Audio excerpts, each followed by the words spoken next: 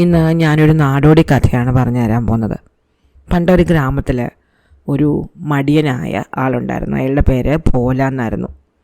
മടിയൻ എന്ന് പറഞ്ഞാൽ കുഴിമടിയൻ, എപ്പോഴും ഉറങ്ങണം. മടിയൻ്റെ ഭാര്യ ഒരു കഠിനാധ്വാനിയായ സ്ത്രീയായിരുന്നു. അവർ എല്ല് മുറിയെ പണി ചെയ്തിട്ടാണ് പോലയ്ക്കുള്ള ഭക്ഷണത്തിനുള്ള വക കണ്ടെത്തുന്നത്. ഇവർക്ക് ഒരേ ഒരു മകളെ ഉണ്ടായിരുന്നുള്ളൂ. മകളെ കുറച്ച് ദൂരെയായിട്ടാണ് വിവാഹം കഴിച്ചു വിട്ടിരിക്കുന്നത്. ഇപ്പോൾ പോലയും ഭാര്യയും ഒറ്റയ്ക്കാണ് താമസം. അപ്പോൾ ഒരു ദിവസം പോലയുടെ ഭാര്യ രാവിലെ എഴുന്നേറ്റ് കുറച്ച് നെല്ല് പുഴുങ്ങാനിട്ടു. നെല്ല് പുഴുങ്ങി വലിയൊരു പായൽ ഉണക്കാനിട്ടിട്ട് പോലയോട് പറഞ്ഞു, നെല്ല് പുഴുങ്ങിയപ്പോഴേക്കും ഇവിടുത്തെ വിറകൊക്കെ തീർന്നു. ഞാൻ കാട്ടിൽ കുറച്ച് വിറക് പെറുക്കാൻ പോവാണ്. നിങ്ങൾ ഇവിടെ ഇരുന്ന് ഈ നെല്ലിനെ കാക്കയൊന്നും കൊണ്ടുപോകാൻ നോക്കിക്കോണം. പോല സമ്മതിച്ചു. ഭാര്യയ്ക്ക് ഇത്തിരി പേടിയുണ്ട്, ബഹളം വെച്ച് കളയും. അത് കാരണം അയാൾ മുറ്റത്ത് ഒരു മരച്ചോട്ടിൽ വന്നിരുന്നു. കയ്യിലൊരു വടിയുമുണ്ട്. കാക്കകൾ വന്നാൽ ഓടിക്കാം എന്ന് വിചാരിച്ചാണ് ഇരിക്കുന്നത്. അങ്ങനെ പോലെ കുറേ നേരം ഇരുന്ന് പതുക്കെ ചാരി ഉറങ്ങിപ്പോയി. അപ്പോഴേക്കും കുറേ കുരുവികൾ വന്ന് ഈ നെല്ലെല്ലാം തിന്നുകൊണ്ട് പോയി. പോലയുടെ ഭാര്യ വിറകും പെറുക്കി വന്നപ്പോൾ ഭർത്താവ് കൊണ്ട് മരച്ചോട്ടിലിരുന്ന് ഉറങ്ങുന്നു. പായിൽ ഒറ്റ മണി നെല്ലില്ല. അവർ ദേഷ്യത്തോടെ വിറക് താഴേക്കിടുന്ന ശബ്ദം കേട്ടപ്പോഴേ പോലെ ചാടി എഴുന്നേറ്റ് നോക്കുമ്പോൾ നെല്ലില്ല. തനിക്ക് പറ്റിയ അബദ്ധം മറ്റാരും പറയാതെ തന്നെ പോലയ്ക്ക് മനസ്സിലായി. കാക്കയാണോ കുരുവിയാണോ മറ്റെന്തെങ്കിലും കിളിയാണോ വന്ന് എടുത്തുകൊണ്ട് പോയെന്ന് പോലെ അയാൾക്ക് അറിഞ്ഞുകൂടാ. അയാൾ ഒന്നിനെയും കണ്ടില്ല. അപ്പോൾ ഭാര്യ പറഞ്ഞു, ഇത് വലിയ കഷ്ടമാണ്. ഞാനാണ് കൃഷി ചെയ്ത് ഈ നെല്ല് ഇത്ര ഉണ്ടാക്കിയത്. ഇനി അടുത്ത വർഷമാണ് ഇത്ര നെല്ല് കിട്ടാൻ. ഈ വർഷം നമ്മൾ എന്ത് കഴിച്ച് ജീവിക്കും? പോലെ പറഞ്ഞു, എന്നോട് ക്ഷമിക്കും, ഞാൻ എന്തെങ്കിലും ജോലി ചെയ്ത് നിനക്ക് വേണ്ട ഭക്ഷണത്തിനുള്ള വക ഉണ്ടാക്കിക്കൊള്ളാം. ഭാര്യ പറഞ്ഞു, എനിക്ക് നിങ്ങളുടെ ജോലി അറിയാവുന്നതല്ലേ, ഉറക്കമല്ലാതെ മറ്റെന്ത് പണിയാണ് നിങ്ങൾ ചെയ്യുന്നത്? നിങ്ങളൊന്നും ചെയ്യാൻ പോകുന്നില്ല. ഇനി അടുത്ത വർഷത്തേക്ക് വിത്തിന് ഞാൻ മാറ്റി വെച്ചിരുന്ന കുറച്ച് നെല്ലല്ലാതെ മറ്റൊന്നുമില്ല.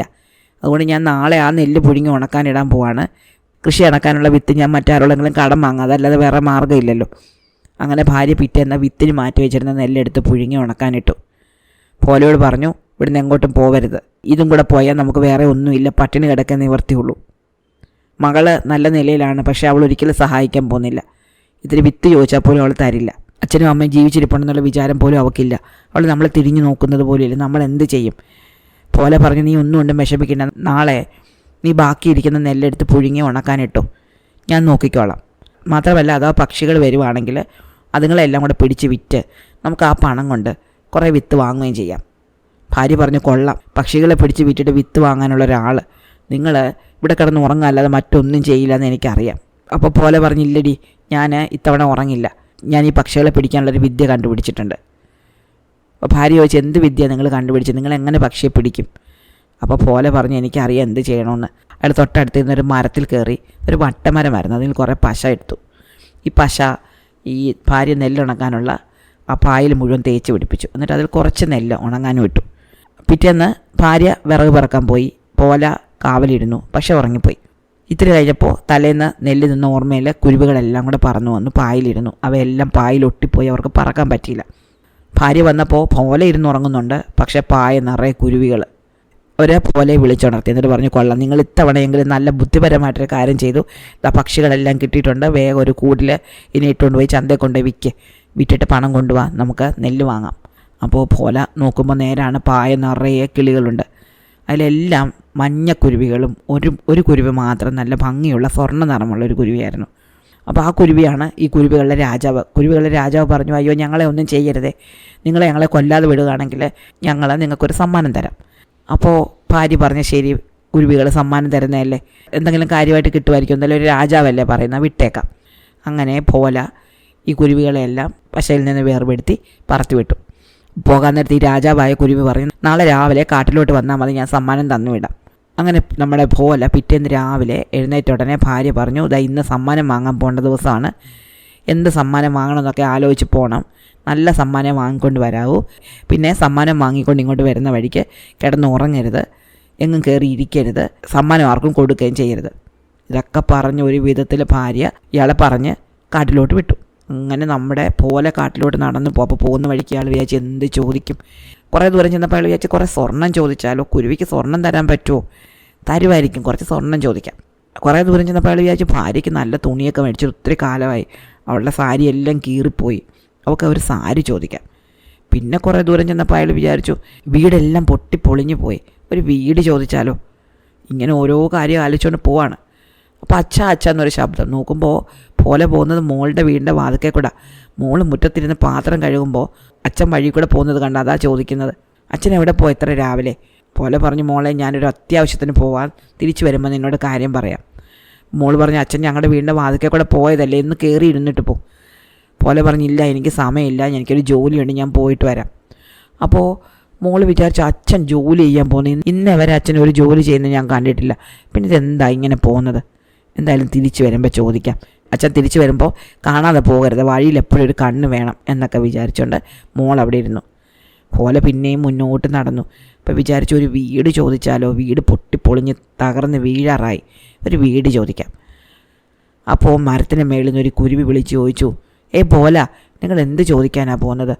പോലെ പറഞ്ഞു, ഞാൻ അത് തന്നെ ആലോചിച്ചുകൊണ്ട് പോകുന്നത്, എന്ത് ചോദിക്കണം? അപ്പോൾ കിളി പറഞ്ഞു, വേറെ ഒന്നും ചോദിക്കേണ്ട, നീ അവിടെ ചെല്ലുമ്പോൾ സോണ ബർസയെ തരാൻ പറയണം.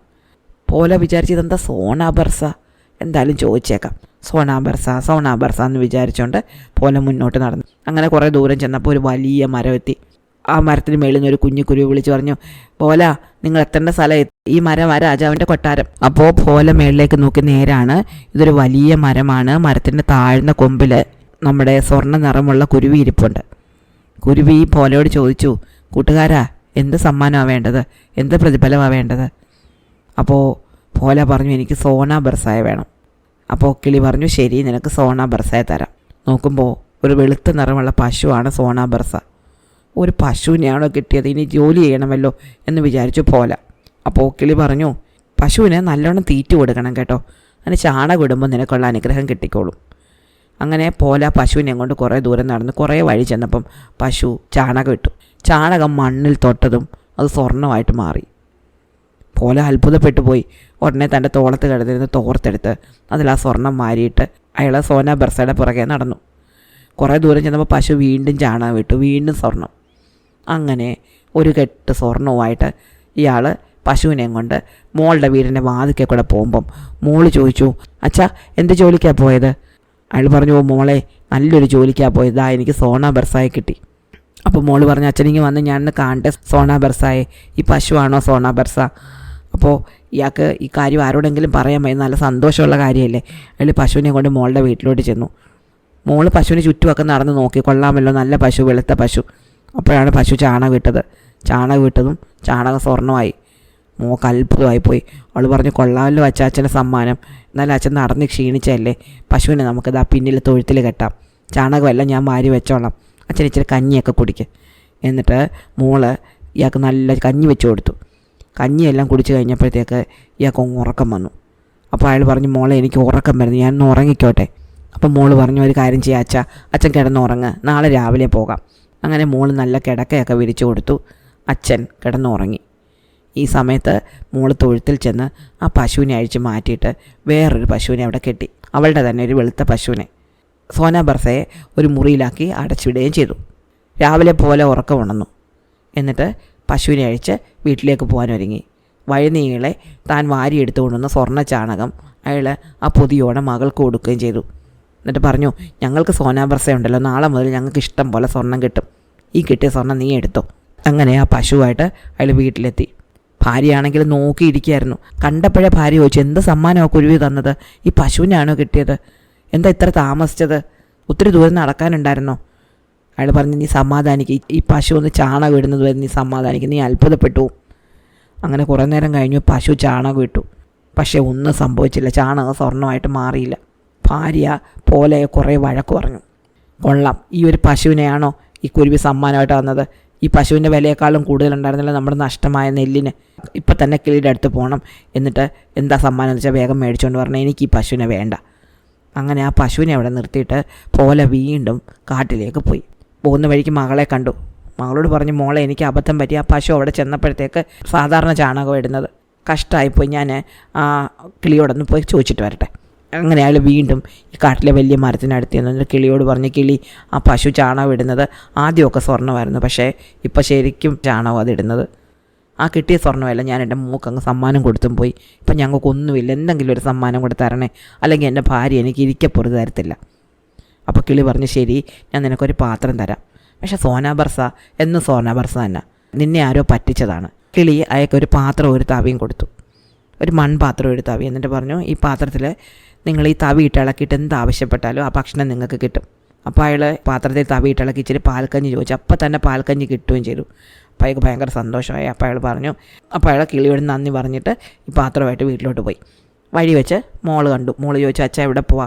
അപ്പോൾ അയാൾ പറഞ്ഞു, മോളെ എനിക്ക് ഇന്നലെ പറ്റി നിനക്ക് ആ സ്വർണ്ണം ഞാൻ തന്നല്ലോ, നിനക്ക് തരുകയും ചെയ്തു. ആ പശുവിനെ വീട്ടിൽ കൊണ്ട് ചെന്നപ്പോൾ അതിപ്പോൾ ചാണകം ഇടുന്നത് സാധാരണ ചാണകത്താനും സ്വർണ്ണമൊന്നും കിട്ടിയില്ല. അതുകൊണ്ട് നിൻ്റെ അമ്മ എനിക്ക് ഭയങ്കര ശല്യമാണ്, വഴക്കുണ്ടാക്കുന്നു. അപ്പം ഞാൻ കിളിയോട് ഒരു സമ്മാനം കൂടി ചോദിക്കാൻ പോയതാണ്. അപ്പോൾ മോള് പറഞ്ഞു, എന്തായാലും അച്ഛന് സമ്മാനമൊക്കെ കിട്ടില്ല, അച്ഛനെ ഇവിടെ ഇരിക്കും, ഞാൻ ഭക്ഷണം ഉണ്ടാക്കാം. അപ്പം അയാൾ പറഞ്ഞു, വേണ്ട, നീ ഇത്തിരി വെള്ളം മാത്രം എടുത്താൽ മതി, ഭക്ഷണം ഞാൻ തന്നോളാം. മോളെയും കൂടെ അവിടെ പിടിച്ചിരുത്തിയിട്ട് അയാൾ പാത്രത്തിൽ തവിയിട്ട് ഇളക്കി. അപ്പോൾ നല്ല രുചികരമായ ഭക്ഷണം അയാൾ ആവശ്യപ്പെട്ടതൊക്കെ കിട്ടി. മോൾക്കും കൂടെ അയാൾ ഭക്ഷണമൊക്കെ കൊടുത്തു. അപ്പം മോള് പറഞ്ഞു, ശരി അച്ഛാ, ഇന്ന് അച്ഛനൂടെ കിടന്ന് ഉറങ്ങും, വയറൊക്കെ നിറഞ്ഞല്ലേ, ഒത്തിരി നടന്നല്ലേ, നാളെ രാവിലെ പോകാം. അയാൾ ഉറങ്ങിയപ്പോൾ അവൾ ഈ പാത്രം എടുത്ത് മാറ്റി. അയാൾ വീട്ടിൽ ചെന്ന് ഭാര്യയോട് വലിയ വിശേഷമായിട്ട് പാത്രമൊക്കെ കാണിച്ചു. രണ്ടുപേരോട് വിളമ്പാനിരുന്നു. പക്ഷേ ഭക്ഷണമൊന്നും വന്നില്ല.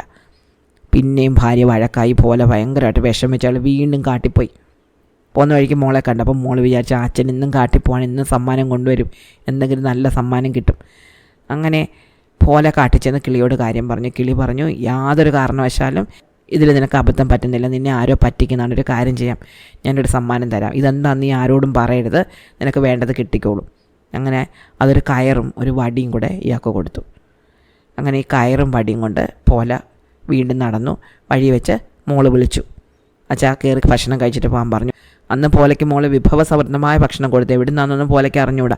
അയാളുടെ പാത്രം മോഷ്ടിച്ചിട്ട് അതിൽ നിന്നാണ് ഉണ്ടാക്കുന്നത്. അതൊന്നും പോലയ്ക്ക് മനസ്സിലായില്ല. നല്ല ഭക്ഷണമൊക്കെ കഴിച്ച് പോലെ കിടന്നുറങ്ങി. അപ്പോൾ മോള് വിചാരിച്ചു, ഇന്ന് കൊണ്ടുവന്ന സമ്മാനം എന്താണെന്ന് അച്ഛൻ പറഞ്ഞില്ലല്ലോ, എന്തായാലും ഒരു കയറും ഒരു വടിയായിരിക്കുന്നത്, ഇതെടുത്ത് മാറ്റാം. അവൾ ഈ കയറും വടിയെടുത്ത് മാറ്റിയതും പെട്ടെന്ന് ആ കയറ് അവളെ ചുറ്റി അങ്ങ് വരിഞ്ഞു. എന്നിട്ട് ആ വടി അവളെ പുറത്തിട്ട് അടിക്കാൻ തുടങ്ങി. അവൾ ഉറക്കം നിലവിളിച്ച്. പോലെ ഉണർന്നപ്പം കയറ് മോളെ കെട്ടിയിട്ടേക്കുന്നു, വടിയാണെങ്കിൽ അവളെ അടിക്കുന്നു. അവൾ പറഞ്ഞു, അച്ഛാ ആ പശുവിനെയും ആ പാത്രവും ഞാനാണേ മാറ്റി, ഞാനതെല്ലാം തിരിച്ച് തന്നേക്കാമേ, ഈ അടിയൊന്ന് നിർത്തണേ. അവൾ പശു എവിടെയാണെന്നും പാത്രം എവിടെയാണെന്നും പോലയ്ക്ക് പറഞ്ഞു കൊടുത്തു. പോലെ അത് രണ്ടും എടുത്തതോടെ വടിയുടെ അടി നിന്നു, കയറിൻ്റെ കെട്ടഴിഞ്ഞു. പോലെ ഈ സാധനങ്ങളെല്ലാമായിട്ട് വീട്ടിലേക്ക് തിരിച്ചുപോയി. ഭാര്യയോട് കാര്യങ്ങളൊക്കെ പറഞ്ഞു. പിന്നെ അവർ രണ്ടുപേരും സന്തോഷമായിട്ട് ജീവിച്ചു. ഇഷ്ടമായോ കഥ? അടുത്ത കഥ അടുത്ത ദിവസം.